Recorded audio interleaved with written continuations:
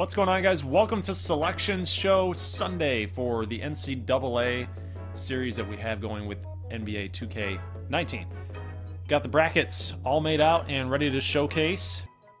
Now this bracket is going to be similar to real life. It's going to be a little bit distinct though. We filled this out ahead of time, so there's going to be some teams in here that are not in the tournament that comes out later tonight, but it is going to be pretty close to real life. So we are just going to follow along and we will unveil them by region. Yes.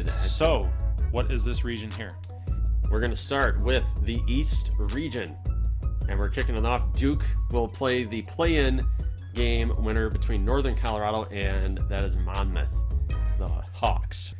Duke gets a 1 seed. So in our universe, they have everybody healthy. Zion is still playing. RJ Barrett, Reddish, they're an elite team. They're the #1 overall seed in our universe. The 8-9 game is between Buffalo and VCU. So Buffalo out of the MAC, kind of a surprising team. 4-13 will be Marquette versus MAC champion Bowling Green. So Bowling Green will get into our field, winning the MAC. 5-12 will be between Houston, West Coast Conference champion St. Mary's. 3 seed will be Michigan State versus Northeastern. And the 6-11 game will be Virginia Tech, and they are playing the winner of Amarillo and Seton Hall. So we see our first team builder team off the board here. Amarillo gets in as an 11 seed in the play-in game. 7-10 game, Kansas State plays Syracuse, and the 2-15 matchup is between Little Rock and Campbell. Campbell would be a very surprising team if they beat Little Rock. I agree. So what do you think about this region? I mean, just you can't project too far ahead, but you see the top 3 seeds are going to be Duke, Michigan State, and Little Rock. So do you think Little Rock's going to make it out of this bracket? That's going to be really tough because you've got obviously the 1 and 3 teams being more historical, right? They've got more experience, I guess. Syracuse is always tough. Kansas State's always tough. Virginia Tech has had a pretty good run with basketball. Yeah, Houston's really good team this year, and then it's a very difficult bracket. And then you've got VCU, who's always Virginia Commonwealth is always tough as well. Yeah, just really quick, who do you think's going to make it to the Elite 8 here? Do you have like Duke versus Little Rock, or are you picking somebody else? I'm going to go with Duke and Michigan State. So you think Little Rock's going to get bounced, huh? I do.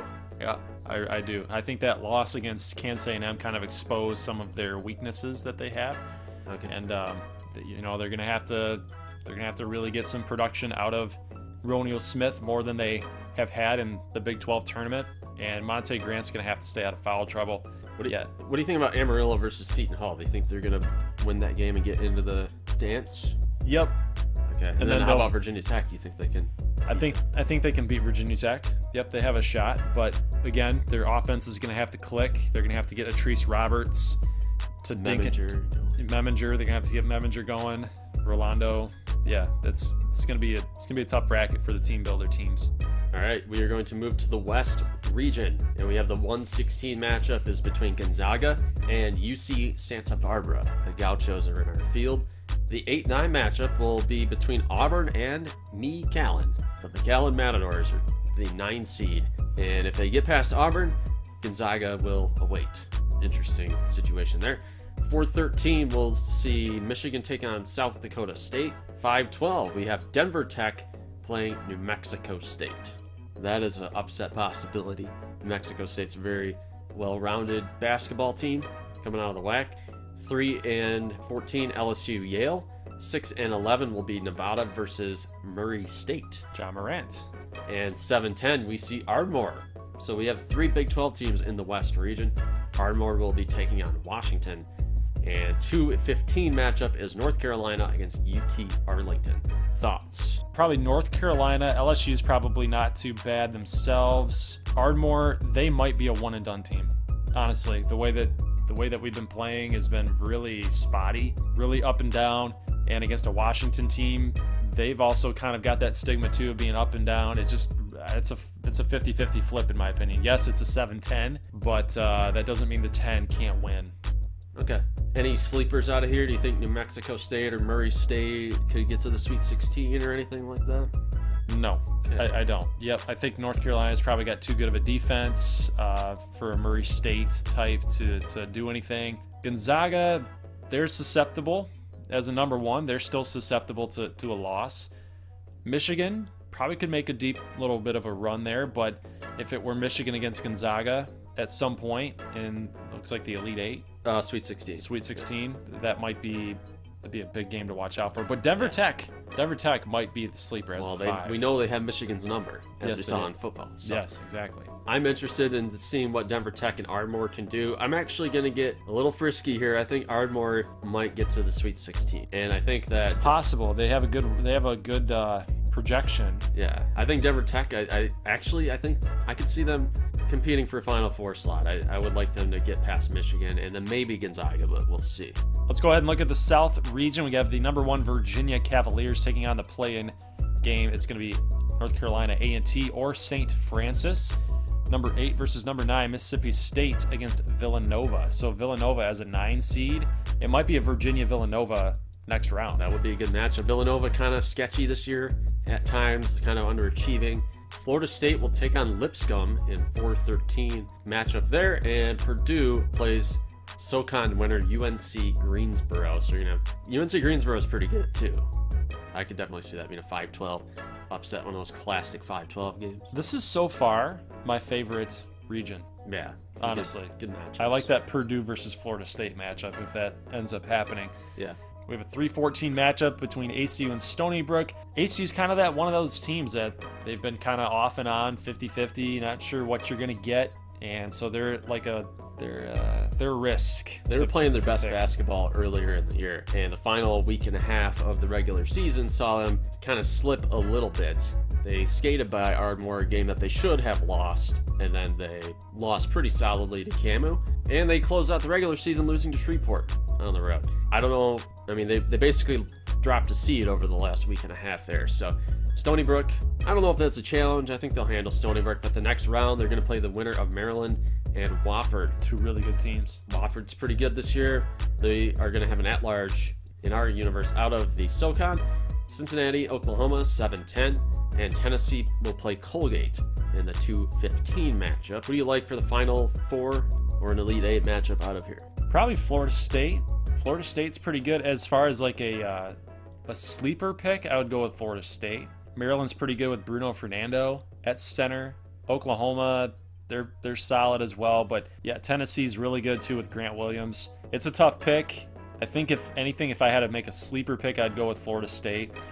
Purdue might give some people some problems if they catch fire. You don't like Virginia? I mean, they did just lose in real life to Florida State in their ACC championship in real life. Yeah. But as far as the game is concerned, you know, Virginia is still going to be really tough. Okay. Well, so I'm kind of on the fence. You don't think ACU gets to hear a Sweet 16 matchup? They'll probably beat Stony Brook. But as far as Maryland and Wofford, anything could happen. All right, let's go to the Midwest region. We're going to lead off here. Kentucky gets a 1 seed, and they will play Prairie View A&M. Louisville and Iowa meet up in an 8-9 game. And then we have 4-13. We're going to see Midland State play Northern Kentucky. Do you think that's an upset possibility? Northern Kentucky's been Division I for about 5 years now, but they've really been a big-time climber at the D1 level. So I think that's an upset possibility. I'm going to take Midland, though. Yeah, I'll take Midland, and I think they're going to end up taking on Texas Tech, and that's where they're going to lose. They'll probably lose to Texas Tech with Jarrett Culver. He's pretty dang good. Do you think the committee, a.k.a. me, set that up on purpose? Yes. Yes. 2 Texas teams playing West Texas teams. Yes. Next matchup, we have Kansas against UAB, and then Wisconsin and St. John's. So I like Kansas in this. Yeah, coming out of there, probably going to play Wisconsin round 2. We'll see. Iowa State plays Arizona State in the 7-10 game, and then the 2-15 will be Abilene Christian versus Kansas A&M. And that, you're looking forward to a Sweet 16 match, possibly between Kansas A&M and Kansas. So that would be a lot of fun there. Well, there would be a lot at stake. A lot of people in the Kansas region would be really splitting. Okay, so that is the bracket. I hope you guys like it. Obviously, it's not completely in tune with real life, but I think I did a fair job seeding some of these teams. I hope you guys like the matchups as well.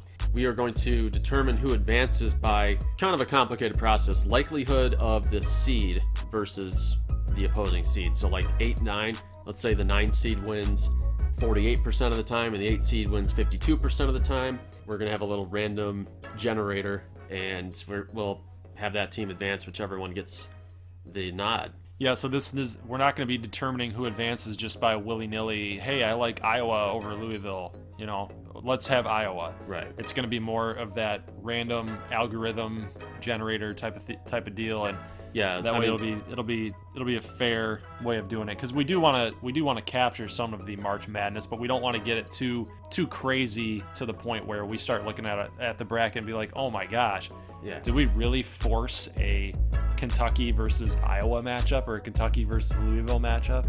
Yeah, I mean, you don't want to force anything. Yeah, for example, 6-11, I don't know, I don't have the odds with me right now. I would imagine 11 seed probably wins 30% of the time. That means Wisconsin has a 70% chance of advancing. St. John's would have a 30% chance. So you guys are probably asking, how are we going to be able to track picks? How are you going to get picks in? There's a Google Forms link in the description below and in the pinned comments. So there's 2 places you can check it out. Please click that. And you guys are going to be participating in every round. So for every upload, there will be 1 round. So we'll get your guys' responses for round number 1. How many ever you get right, that's equating to 1 point. We'll have a standings update. I'll post that in a community tab, so you guys will be able to check that out. I won't make a separate video to notify you guys that, hey, here's the standings. It's literally just going to be in the community tab. So please look out for that. Check that out. Go to that Excel file. Boom, boom, boom. It's all Google Docs. It's all Google Sheets. So it's all public. That information, you guys can all check that out. Then once round 1 is closed and you guys see the results and you see the standings, then that means round 2 will be open. So just because you picked Virginia to go all the way and they got bounced in the first round doesn't mean you've lost all hope that you can come back and kind of win it, right? So round 2 will then begin. You guys will pick your round 2 picks. That will close, give you a standings update in the community tab, and then we move on to round number 3. So all of that, everything's going to be very accessible for you guys. Everything's going to be made very public, and you guys are going to be able to participate in every single round. Yeah, and hopefully we will get to the national championship game at some point. Maybe one of our Big 12 team representatives get there, but yeah, you'll be able to pick by round, and we're going to start uploading. We're going to try to stay concurrent with the regular tournament schedule. So we're going to start, our first upload will be Thursday morning, and then Saturday probably afternoon, because we do football in the mornings. But so it'll be Thursday, Saturday, so you guys will have to react quickly, okay? Yes. So when we post that video Thursday, you're going to have until Saturday midday to get your next round picks in. So if you want to stay in the mix, you got to do that, because we're also increasing the point value increases per round. So first round games will have 1 point, second will be 2, and on and on. So on and so forth. All right, so that is Selection Show Sunday, and therefore round number 1 is open. So again, make sure you check that link out and make your picks for round number 1, and we will see you guys in the next episode. Leave a like if you like this thing, and if you're new to the channel, make sure you hit that red button for subscribe or my logo in the bottom right hand corner. We'll see you guys in the next one. As always, peace.